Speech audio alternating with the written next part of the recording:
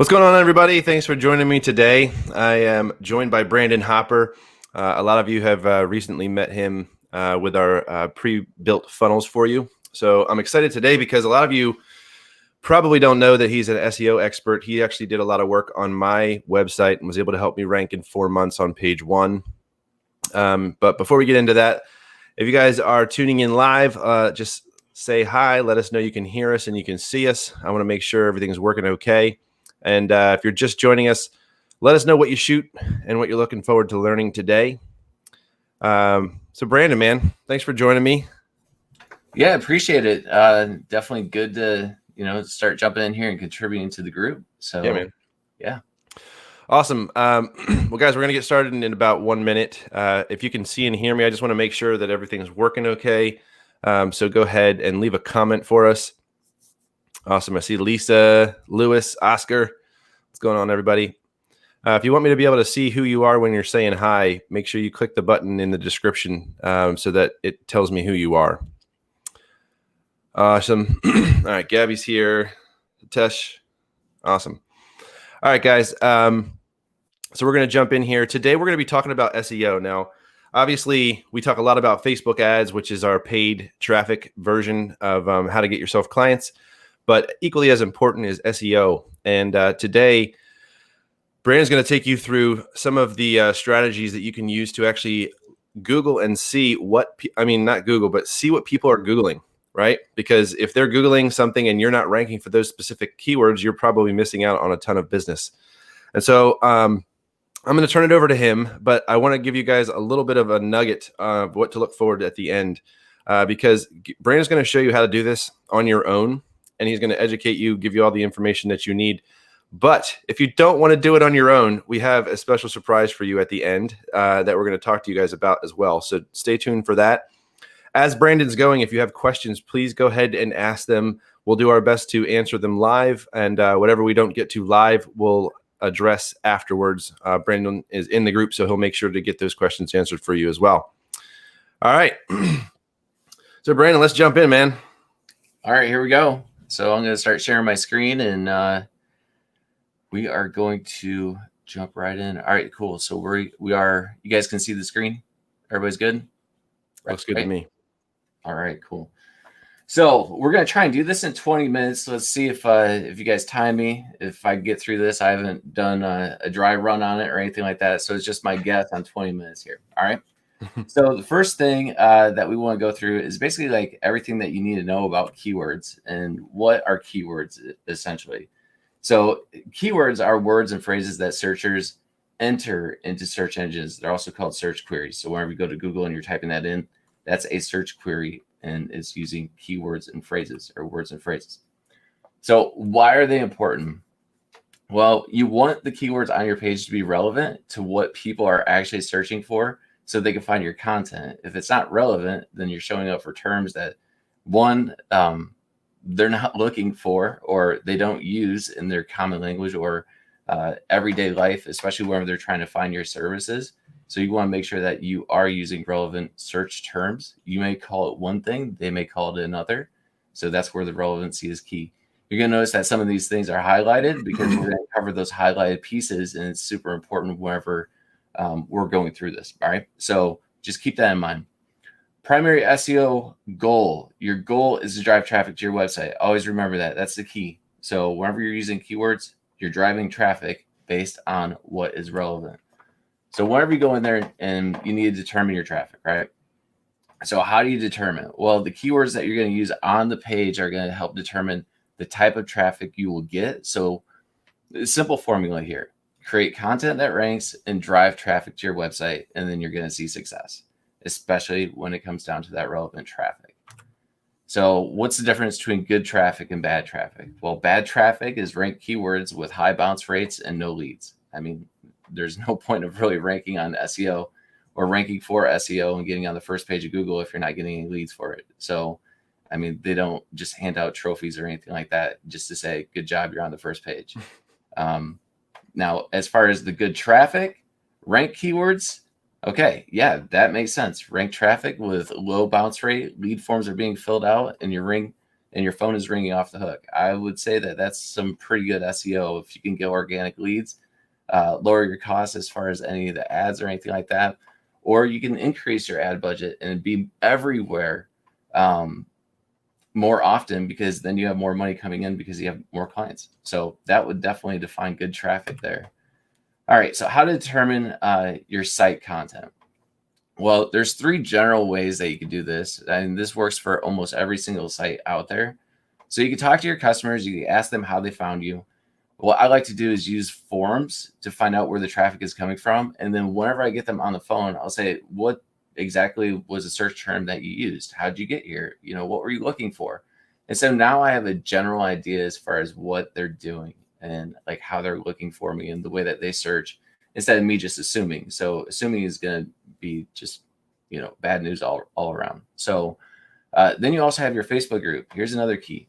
A lot of the content and all that stuff that's being talked about inside your groups, it's a gold mine, because that is the way that they're actually using the terminology in order to find your content. So whether, you know, it's your photography services, or if you're trying to like vet for a new product line or something like that. So like say, you know, you're wanting to get into Santa sessions or something around this time of year.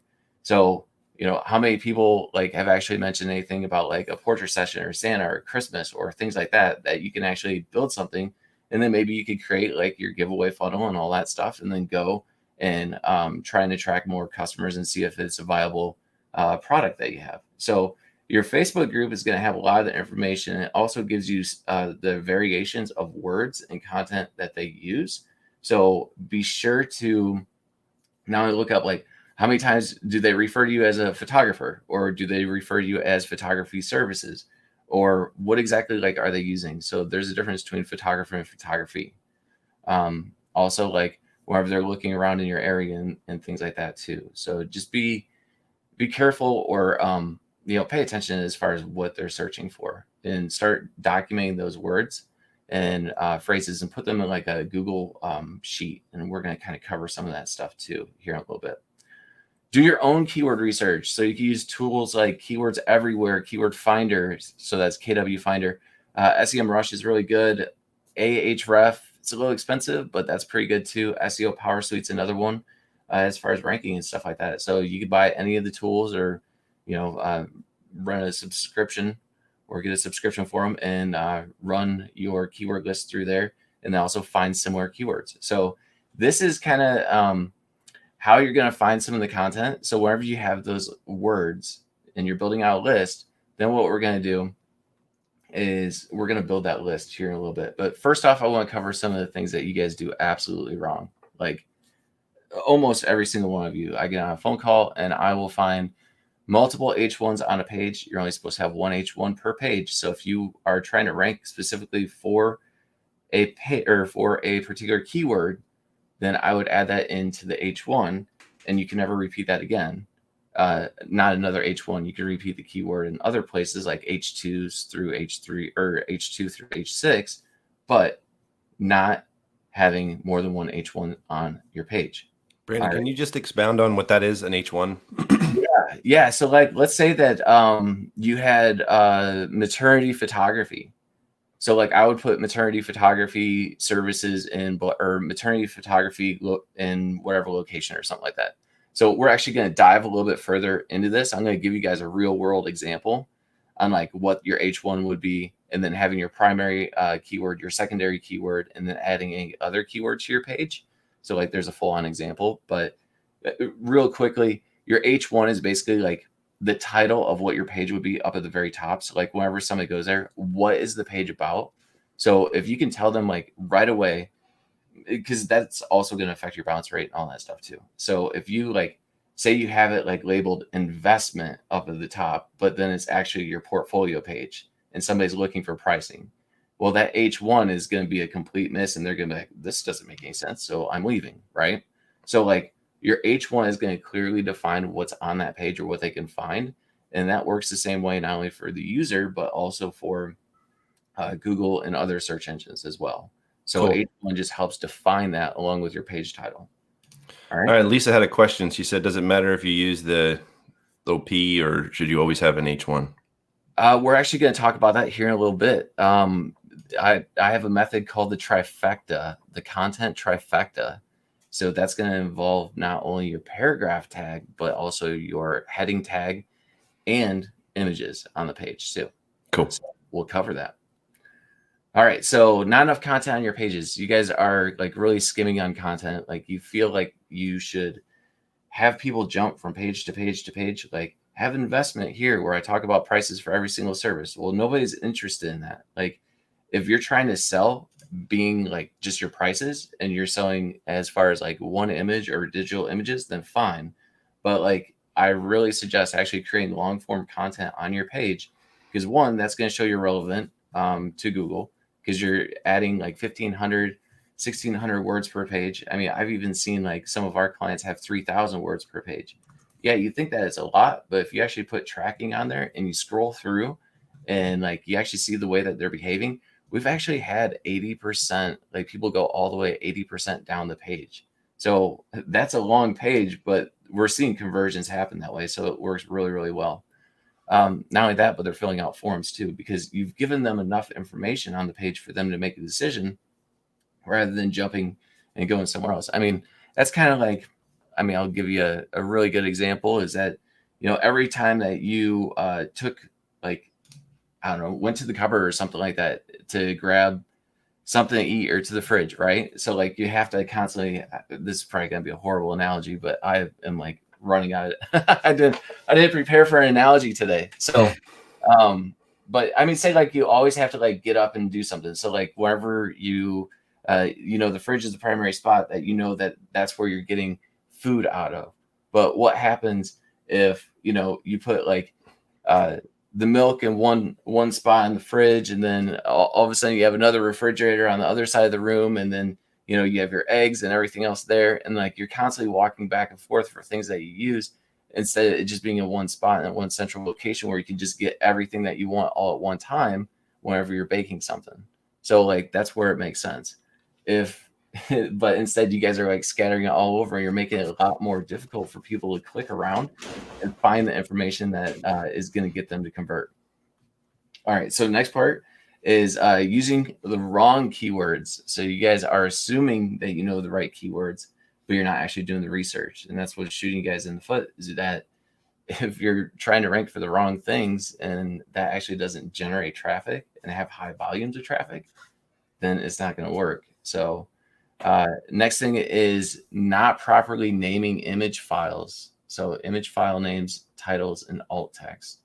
You want to make sure that those are part of that trifecta that I'm talking about, that I was talking about earlier, is whenever you have a trifecta, you want to add your the title of the image. You also want the title of the actual section and paragraph text along with alt text right there, all using the same keyword, because then that groups that content together. And you can also use variations of that keyword too. And so the next part is no content strategy or list of keywords. So some of you guys are just winging it because you think that SEO is too complicated. Well, I mean, no matter whenever you add a page or a blog post or anything like that, you're literally adding content. You're using keywords to describe what's happening. And these are the words that people use. So for you not to have a list of keywords and primary things that as far as what you're going to go through and use on your site and not have a strategy is just absurd. So you definitely want to focus on getting that. Brandon, people are asking, like, is what you just went over, is this something that should be applied to every page of our website? Just, you know, a blog post or? Yeah. Cool. I'll cover that. I'll cover that. So, all right. Anyway, so who I am, I want to cover this really quick. I know that Easton gave a little bit of an introduction and stuff, but who I am, I have 15 years of marketing, web, and SEO experience for small businesses. I actually was the vice president of IT and marketing for a manufacturing business. So it was a small business. They were a struggling $2 million business, but they had overhead issues and all that stuff. So you had to buy a lot of overhead in order to run the business because they refurbished equipment. Well, in 3.5 years, we went from 2 million to 26 million. They're still a client of mine, even after I left that business. So just been helping them grow and grow and grow.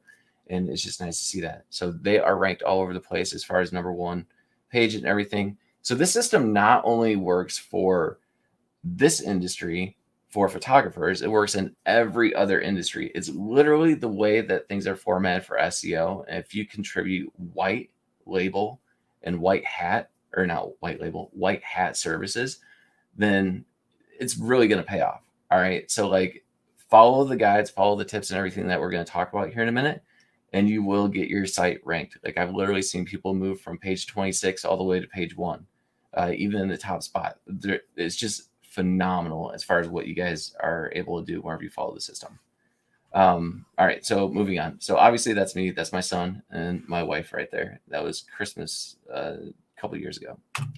All right, actual items for you. So now is the time, if you have your pen and paper out, this is what you need to take away from this training. This is going to be the most important side of this. All right. Other stuff was just kind of like introduction and walk you through some of these things. So this is where the meat of this presentation is. All right. So if you're going to take anything away from it, take this.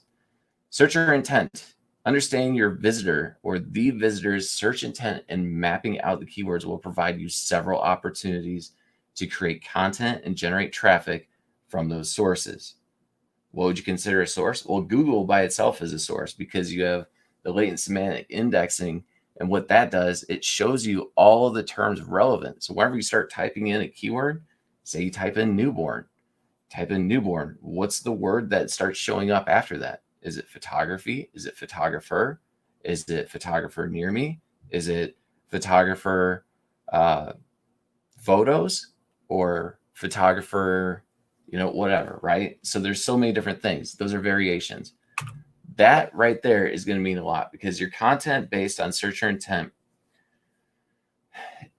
every single, I exasperated there because everything that you do has intent. Like whenever, you got on this webinar, there was intent there. So you wanted to learn a little bit more about SEO so you can apply it in your business. When you jumped into a Facebook or on Facebook inside of a group, there's intent. You're either posting something, you're reading something, you're trying to consume something.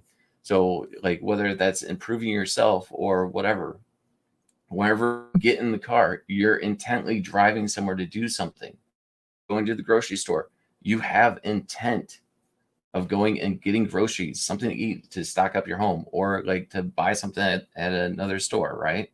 So knowing what you do as far as intent is the most important thing, because whenever we break this down, there's different ways that we shop and what we do online. All right. So one thing that you have to look at is that like you have the awareness. The awareness is the top of funnel. These are people that are generally not really like, they're just browsing. So like that would be like, newborn photographer or something like that, right? We're going to get a little bit further in depth there. But they're visiting your site. So what this would be is a good idea is to pixel them and segment them based on their interest. So you can create, you have your Facebook pixel, and then you can create different custom lists off of that. So then in addition to that, what you're doing is building out the middle of the funnel. All right. So these are people that we want to drive back to our website and concentrate more on converting them to a lead. So you can do that through like list or other things, opt-ins and stuff like that. So what we want to do is pay attention as far as what the words are that each one of these sections here, so your top, your middle, and bottom, are actually doing. All right. So we're going to walk through this really quick. So how do we do this? How do we find our keywords? The first thing is free. As I mentioned, you can do manual searches using Google, entering the keyword and entering a letter or every letter of the alphabet after it when adding those keyword phrases. So whenever I said newborn, so I do newborn A, and then that pull up all of my listings as far as newborn A. Newborn B, then that will pull up there. So why don't I just go ahead and do this really quick? I'll go over here and I'll drag this on and I'll show you. So if I go newborn A, right? So newborn acne, newborn age, newborn assessment, awake time, age range, newborn and COVID, acne on face. So if I went newborn B, and I see newborn baby girl, newborn belly button, newborn baby boy. Notice how these are latent semantic indexing keywords here. So these are suggested keywords. Why? Because they're popular in the search terms. So what you can do is literally grab these keywords and then add these in as part of your strategy. So whenever you have this, so like if you're a wedding photographer, I would go wedding photography or photography. So like notice how I go here, photog, is it photography, photographer, is it in my location? I'm in Minnesota. Near me, Minneapolis. So it all does is based off of like where you're at, and then also how it's going to help her like trying to fill in those search terms. So if I go photographer and I go A, so A is and videographer, average cost, attire, and videographer near me, and videographer packages near me, assistant. So you see like how you can do this. You can spend a lot of time doing this, and then each one of these could actually be articles or blog posts on your site. And then what you can do is offer those blog posts, and then that's going to help you generate more traffic because these are relevant to Google. These are searches that people are looking for. So the intent is there. Brandon, someone said, is this when we put this information into a Google sheet? Yeah, this is the information that you would put in there. So that Google sheet is going to be all of your keywords that you build out there. So like what we've done before in the past is we would create like newborn, and then we create a column A, B, C, D, E, and so forth, all the way down to Z. All right. So like then we'd fill in everything for A, everything for B, everything for C. And then we'd start highlighting those. Then we'd use those terms and we would put those into our keyword finder or SEMrush or Ahref. And then we'd find similar terms based off of that. Then we're compiling a canonical list, which is a huge long list. It's like, it could be 1,000 something keywords. And then from those keywords, like you're literally going and grouping those keywords together. I'm going to show you how we do all that stuff here in a minute. All right. So this is free and paid. Those are the two different versions there. Sorry. So keyword research. This is the list that I'm talking about. So whenever you build out your list, you're going to have baby pics, newborn photography, baby photographers near me, newborn family photos, baby picture ideas, in home. So all of these things are super important because what this does is it actually shows the relevancy as far as where they're at in the funnel. Okay. So monthly search volume is going to be how many people on average in the United States are going in and searching for these terms. And wherever that happens, that's going to give you an idea. So if you break it down, yeah, you're not going to get 27,000 people on your website, but you know that that's a pretty popular term. So I would use that. But here's the problem. Wherever you see the keyword difficulty over on the right, that's a 48. That means that's going to be really, really hard to knock out or take over the top spot. So what you're looking for is lower keyword values, and those lower keyword difficulty values. So on a scale 0 to 100, which is what the scale is, a 5 would be extremely easy. So you can almost take that over pretty quickly. So a 35 and a 39 would be a lot easier than a 48 would. All right. So once you have all of your keywords in there and listed out, then what you can do is build it like this, and then you can start mapping. So whenever you map your keywords, understand top, middle, and bottom. So are these people that are just like looking like a top one, the baby pics? That might be like, a mom or something like that, or a grandma or something like that. Baby pics. They're just looking at baby pics. There's not like baby picture photographer or baby photographer near me. See how that's more at the bottom? Like, because that's more of a intent search that they're looking to hire someone, or they're looking to start vetting people and picking them out. So they may call you, they may fill out a form, they may do something as far as inquiring. All right. So newborn family photos, that's another good one instead of baby pics, because it's very specific as far as newborn family photos. So like that's probably somebody that has a newborn and also has a family. So like a husband, or they want husband, wife, and baby together. So then what I would do is create blog post content around that, and then use that as newborn family photos, and then display a couple of images as far as in the gallery, or start creating information for the newborn family photos and what your process looks like and how you've done this, and showing like different examples of who you worked with and testimonials and stuff like that. Same thing with baby picture ideas. These are people that are like literally your Pinterest people. So whenever they're looking for baby picture ideas, this could be a photographer that's doing it. So if you offer training or anything like that, or you're trying to get into course creation, then baby picture ideas. And then you can say like, this is how I scour the web and do this and that and blah, blah, blah, and give them training, right? Or this is probably a mom looking for different ideas on Pinterest, all right? In-home newborn photography poses. So once again, that could be photographer related for the newborn photography poses, but it's also a good way of understanding that those people that get in there and that actually want to see this content, so that could be a blog post that's linked from your main service page. And wherever you're doing that, then now you're really driving to the bottom of the funnel because they're looking for very specific things. You can see like, are you interested in poses? Well, we've been doing this for 15, 20 years, blah, blah, blah. And we're expert in handling newborns and this and that. And here's our process. And this is what it looks like. And these are all the successful things that we've done as far as, working with first-time moms and even second time and third time moms. So like you're literally like just showing that you know what you're talking about because people are searching for this. So they're wanting content to consume and you need to provide that to them, especially whenever it comes to like your different types of the area of the funnel. Does anyone have any questions on this? Because this is key here. I know I'm kind of stopping it in the middle. Yeah, we got a couple, quite a few questions. So let's see. Someone said, how do you figure out the keyword difficulty rating? You can actually use, that's in the program. All right. So wherever you use KW Finder, they have their own tool inside there that has the keyword difficulty rating. Okay. Someone said, should the blog, oops, where'd it go? And there's a lot, let me add on that as well. So the keyword difficulty ranking or rating is also going to pull from the first listing. So this is how they do it, is that it's the first listing there for that keyword that pulls up on the #1 spot.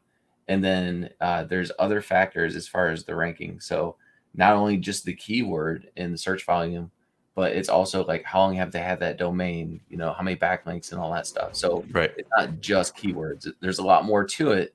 So you guys trying to do this calculation on your own, I probably wouldn't suggest it. So. All right. So I'm not sure what this means. Should the blog be in the first page? But we have some other people that said, I always struggle as to where to post blogs. Blogs go on your website. It's pretty straightforward. And then you can share them on whatever other platform you want. Correct. And H1 terms should be per page, right? Yes. And then do your keywords have to be in the alternative text along with description of your photo? I would combine those two together. So your alt text and then also your keyword. So like what I always do is practice this by on your own. Go in there, do a Google search, and then how would you describe that image? So do a search of that and then go to like Google Images. If your image, if that's something similar to like the content that you're looking for, then yes, that would work. But if you're trying to like do local search or be found, so like, once again, what is the intent behind the image? Like, why exactly is somebody searching for that? Are they looking for it to, see something in a photo gallery? Are they looking at it for, baby picture or like picture ideas? Or how exactly like are you planning on using those images? Gotcha. So I'm sorry, that's a long answer, but like that would depend on the way that you would actually use the keyword terms. Cool. This person said, for newborns and boudoir, 2 separate websites or blogs, or how do I go around it? So they have 2 different niches. Should they have 2 different blogs and 2 different websites? So the way that I look at this is that if you have 2 separate ones, or if you have them in the same. So what I would do is create service pages for each one. So like a service page would basically be what the niche is. So like your brand is you in your business. And then what you can have is, boudoir on one and newborn on the other. But those are like 2 totally different sides of, I mean, boudoir could lead into a newborn, but you're probably, I mean, unless you're selling like a maternity boudoir, I guess that could cross niche. But like what I would probably do on this one, if you're having a problem as far as sales and stuff like that, then I would probably separate it. But if you're not having a problem with sales and this is the way that like you have your own like upsell into that or your downsells and stuff, then and repeat clientele, then that would be perfectly fine. But yes, I would. So the question was about separating it, but was there something about like blog posts to separate? All right, so you can categorize your blog posts. So I hardly ever display like my actual blog role, my whole entire blog role. I really don't like that because what I'd rather do is take my posts and put them on the page and categorize them based off what that service is. So like, I mean, that's kind of like, I use this analogy is that with the grocery store, it's like whenever they decided to not put everything else and they just dumped it all in the center of the store and said, have your picking, good luck finding whatever the heck I'm here for. It's not going to work. So like, Right. that's why we have aisles. So categories and tags are your aisles on your website. So what I would do is put your niche information as far as your service pages.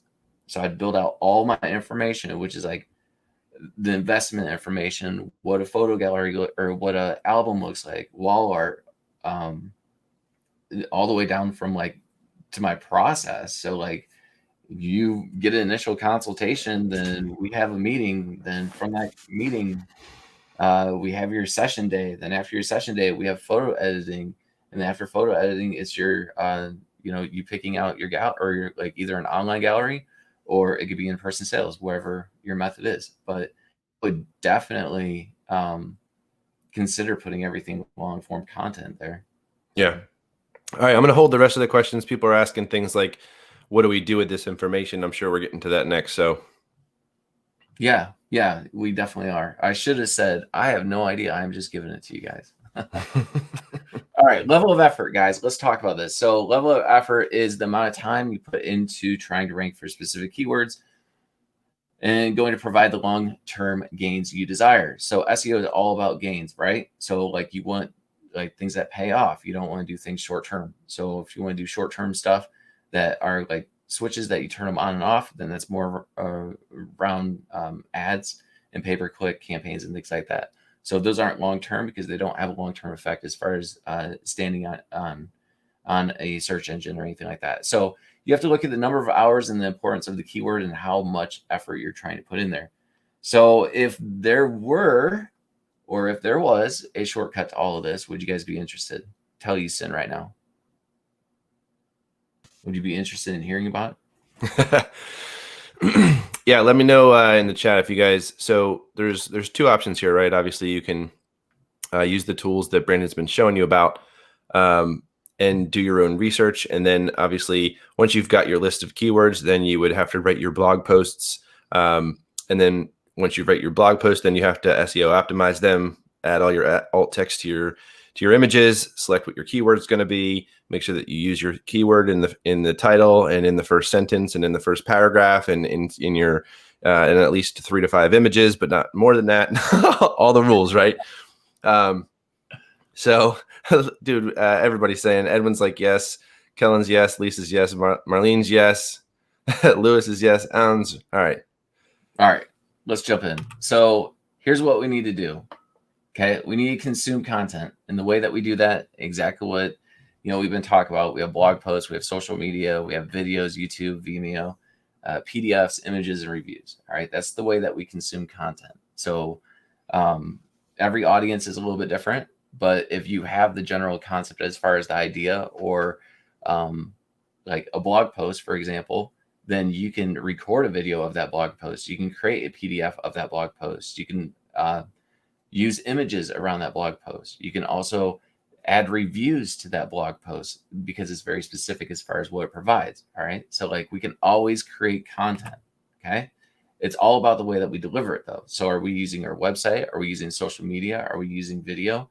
Google My Business, Quora, Pinterest, Reddit, guess what? All of these things would work. You can literally share every single piece of content that you create by using any of these platforms. So yes, you would have to create a video to do it, but you can use the content that you create in order to do that. And it's all about the way that we share it. Okay. So goals for your content, always keep this in mind. Is it to view more content? Like, why are they consuming that piece of content that you're creating? Are they viewing content? Are they to call a number, subscribe to a list, download a PDF or a guide, watch a video, purchase a session, schedule an appointment? What exactly are you doing? Okay. So why this is important, why I cover that is because keyword placement is going to be huge. So here's an example where we're going to go through an example page of how to place your keywords. So your H1s, your H2s, and all that stuff, what we talked about earlier, or what you guys were asking, I had the answer. All right, so primary focus keyword. This looks like as far as whenever I do keyword research. So using the example for a maternity shoot, this is how we should actually be formatting our pages. So inside of a Google Sheet, what I would do is I would make this bar here right across the top.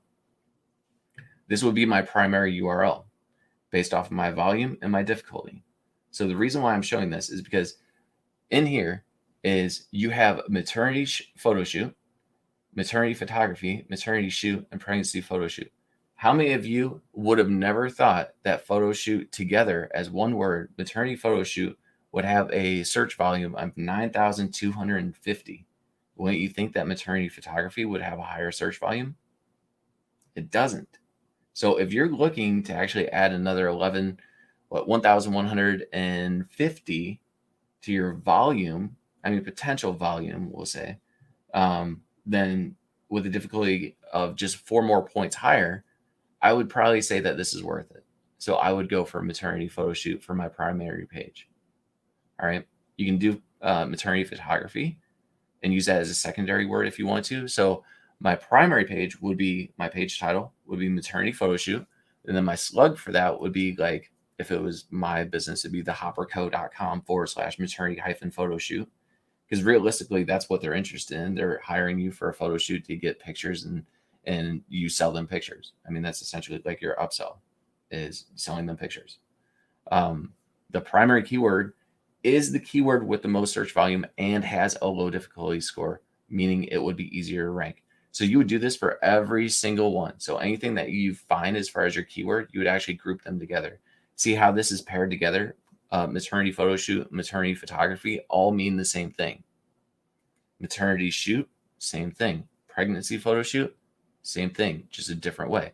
So what I would do is use all of these words on my page to describe what that is, because then that's going to be the word variation.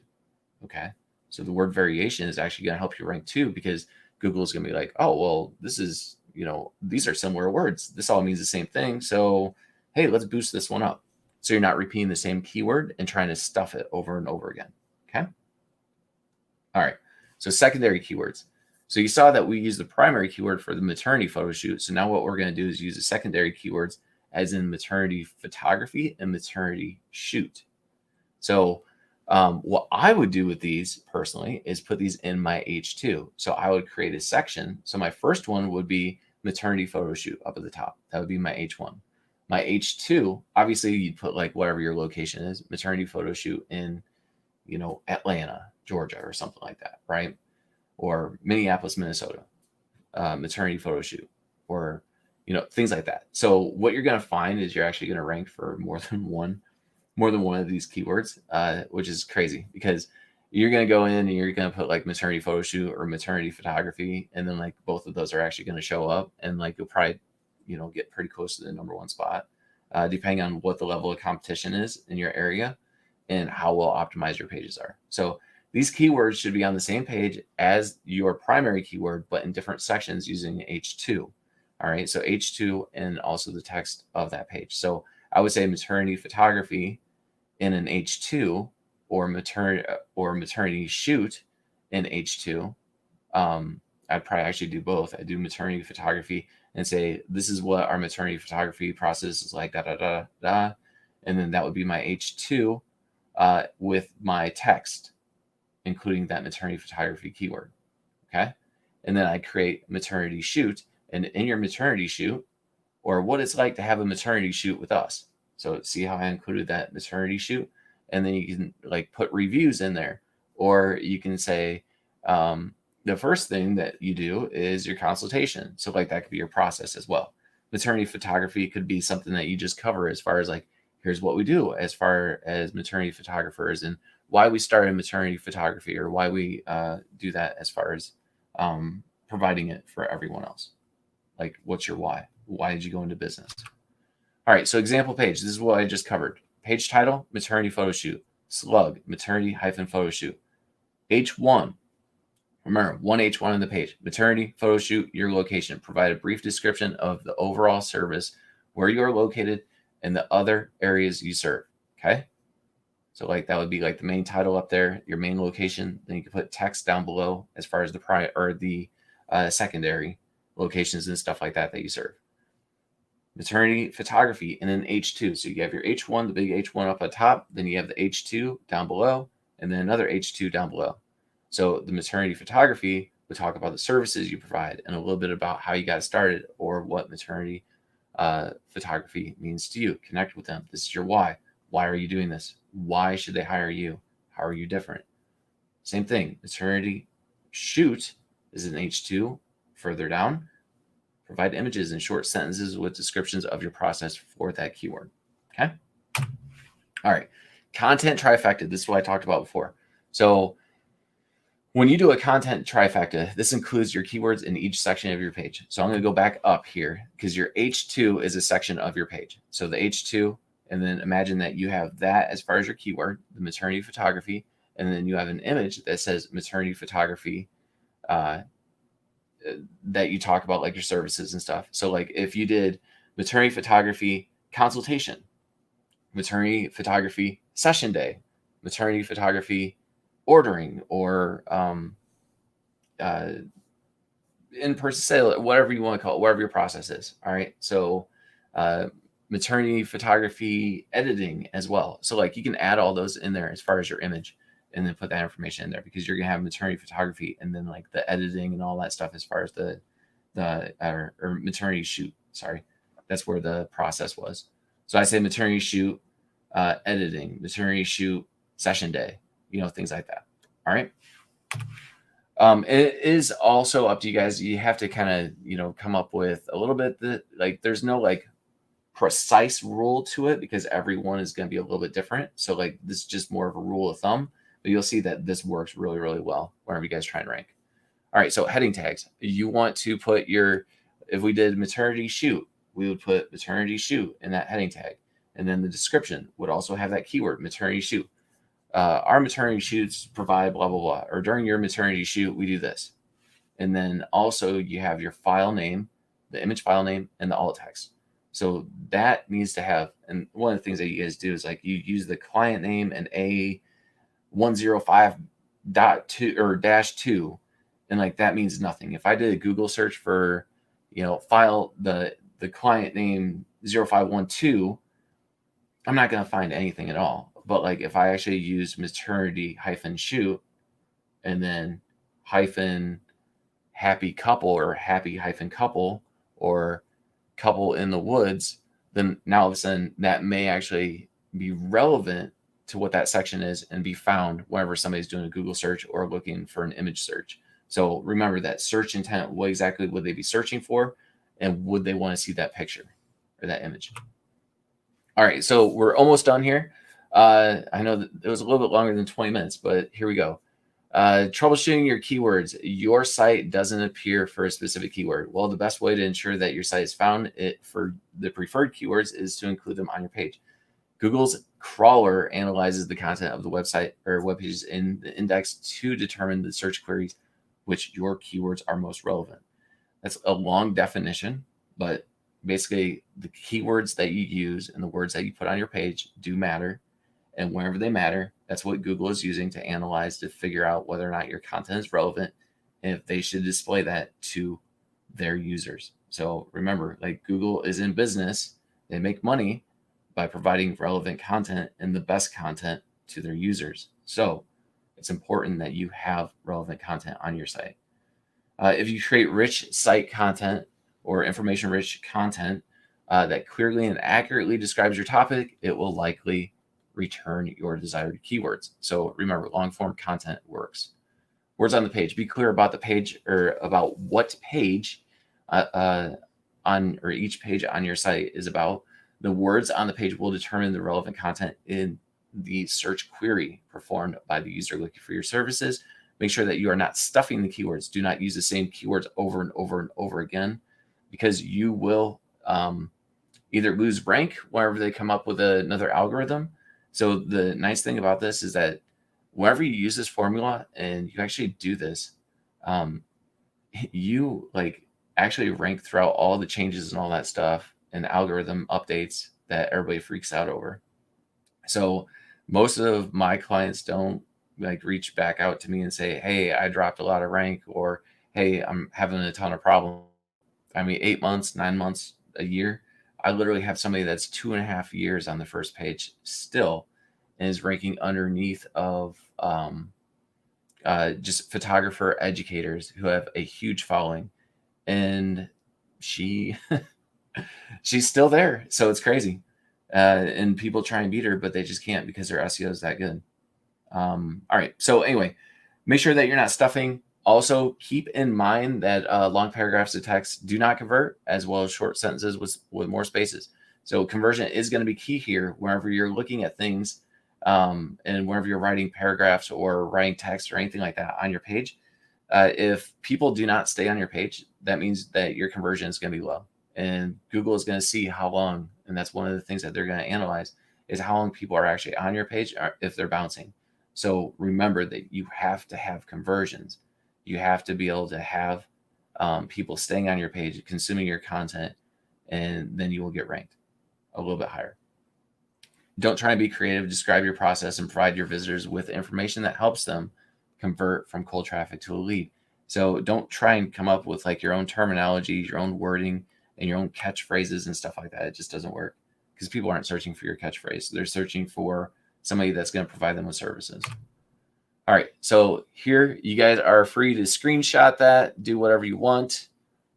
These are the tools. So KW Finder, Href, Keyword Planner, Google Keyword Planner.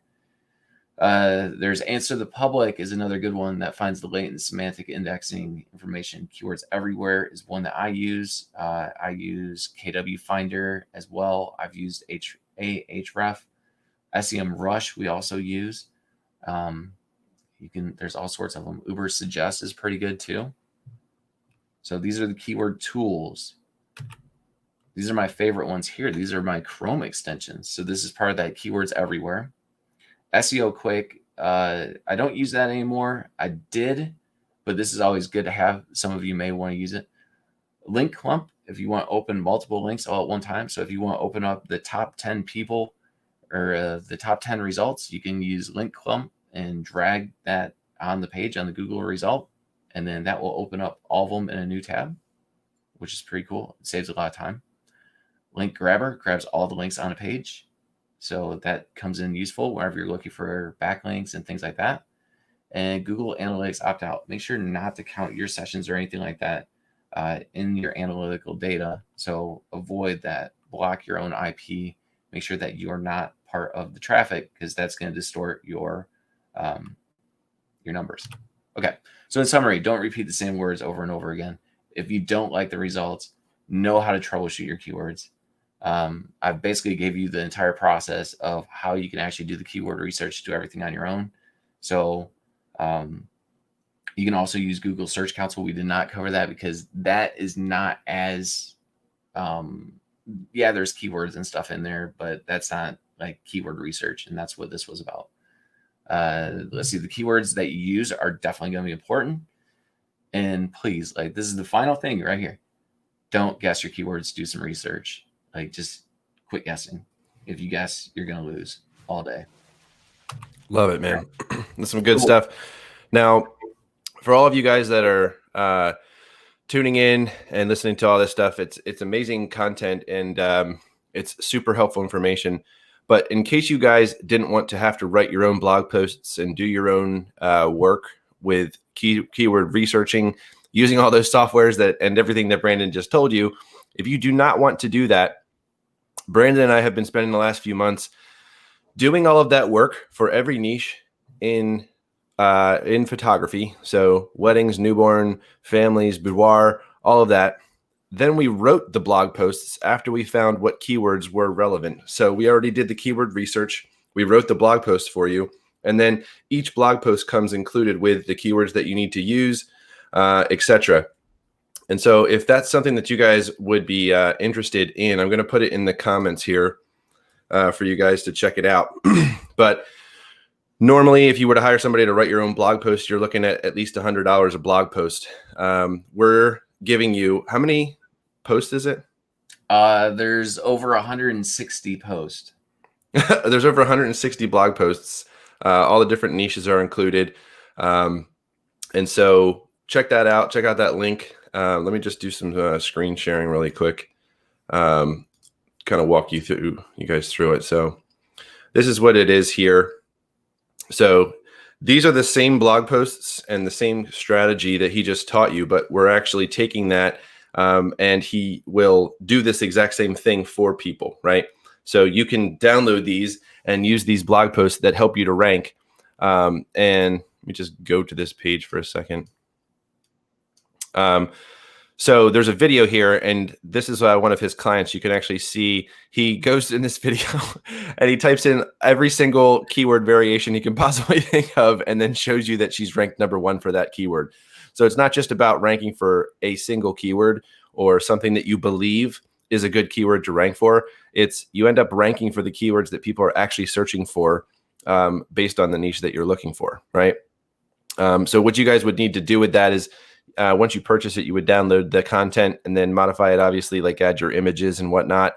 And then it's pretty simple. You just publish it and then you can share it, on your blog post. You can put it on social media, do all that kind of stuff. All the blog posts have between 500 and 1,200 words already included. You can obviously add more. You can take some away, whatever you want to do. But then there's a suggested list of keywords that are already included that we already know are going to help that blog post rank.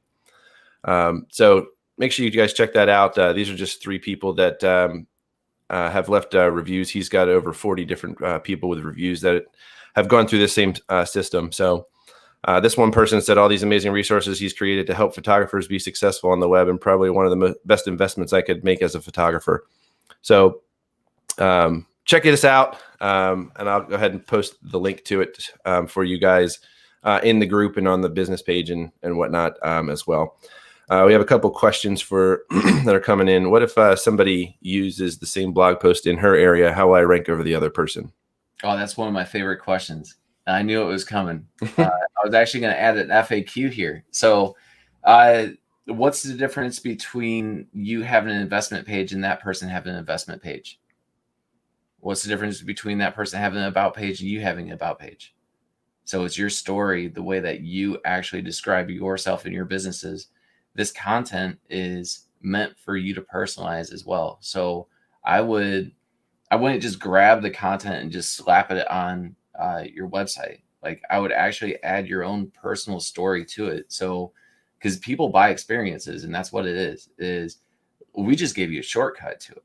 And like we have general information, and maybe we'll actually get it to where this information is going to help you even create more content inside of it, but it gets the wheels rolling rather than you starting from scratch and sitting there with a pen or in front of your keyboard going, where do I even start?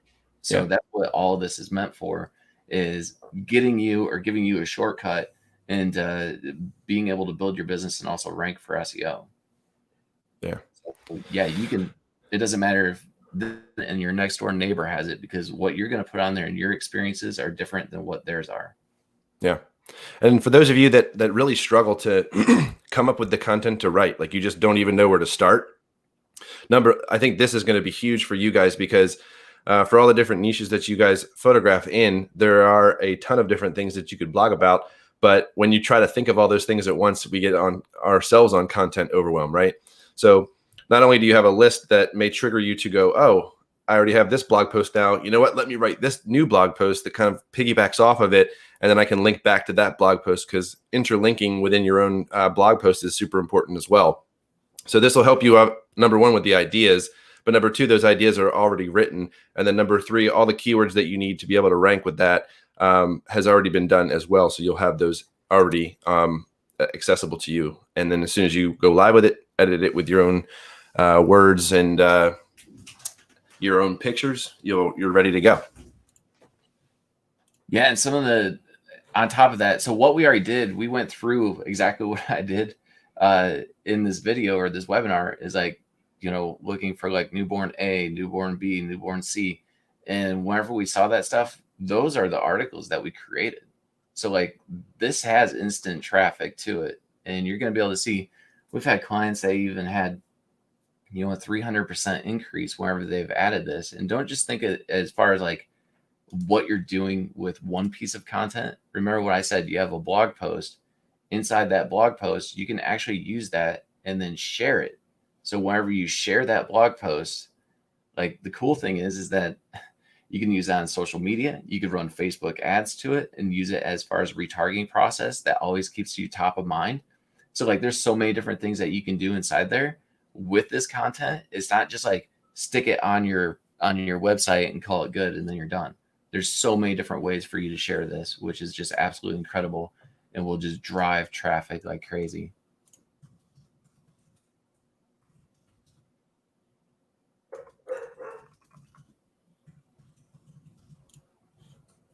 All right, cool. Sorry, I had to type something really quick.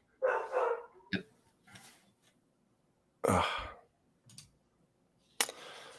right, guys, if you have more questions about anything that we've discussed today, go ahead and type them. We'll hang out for just a second for you guys. Let me see here. I think we have a couple more. I see. Does this work on Squarespace? Yeah, this works on anything that you have a website for. Right. So you can literally use it for anything. As far as your service pages, when I talk about service pages, we do have information on there as far as like the way that you would use it. So these are blog posts, but there's other stuff that is maybe included in a funnel, maybe. So that you can also get access to as well. So any of the page layouts, the templates, any of the information as far as the way that we actually construct a website and build that out is also something that you can check out. Yeah. Awesome. All right, guys. So let me just see if there's any other ones here. This person says, Brandon, I'm having a hard time conceptualizing how to apply this to each page of my site because I'm thinking of my website in sections: homepage, gallery page, about me, blog. Yeah, it's perfect. That's exact. Like, I don't know what you're having a hard time with. That's exactly like what I would do. Yeah, so it's for each page of your website. You want to do this exact strategy to each page, each blog post, etc. Yeah. So, yeah. Like instead of saying like here's a gallery and then you take them to a gallery, you actually put your gallery on your page. So on the niche, the service page, you put the gallery there, because why would you want them to go somewhere else whenever like your order form or your form would be there for them to inquire, or like you have a pop-up that they can opt into or download. Like, and that's another thing that I think that you guys have to understand too, is that with all of these blog posts, you can literally, if you don't have an ultimate like guide or anything like that, you can literally like take every single one as far as a niche and then add it in there as far as a resource guide. And now you have instant downloadable content. So I know a lot of you, whenever I was talking to you guys about funnels and stuff, and adding that value stack and the bonus content there on your sales page, guess what? This is already bonus content that you can already put on there that works really, really well. And you don't have to spend hours and hours and hours. And you're also creating a better opportunity for you to increase your conversions on that sales page and get people to opt in that offer. Love it. All right, guys. Hopefully this was helpful for you. I know for me, it's always a tedious process to do our SEO, right? But we never want to put all of our eggs in one basket. And so Facebook ads are a great way to get instant, leads coming in right away. SEO is your long-term game, and your content creation needs to be on point for that, right? We talk a lot about that in this group. So hopefully this is helpful to you guys. If you want to do the work on your own, you now have a good strategy to be able to do it. And if you want us to be able to help you with that, you can purchase the blog posts that already have all the SEO keywords done for you and the blog post written for you. Brandon, thanks so much for joining me today, man. I'm looking forward to doing a couple more of these with you. And if you guys have more questions on this, go ahead and ask them, and we'll make sure to get back to you. And if you guys are watching this on a replay, go ahead and comment and replay for us, and we'll talk to you next week. See you guys. Appreciate it. Thanks.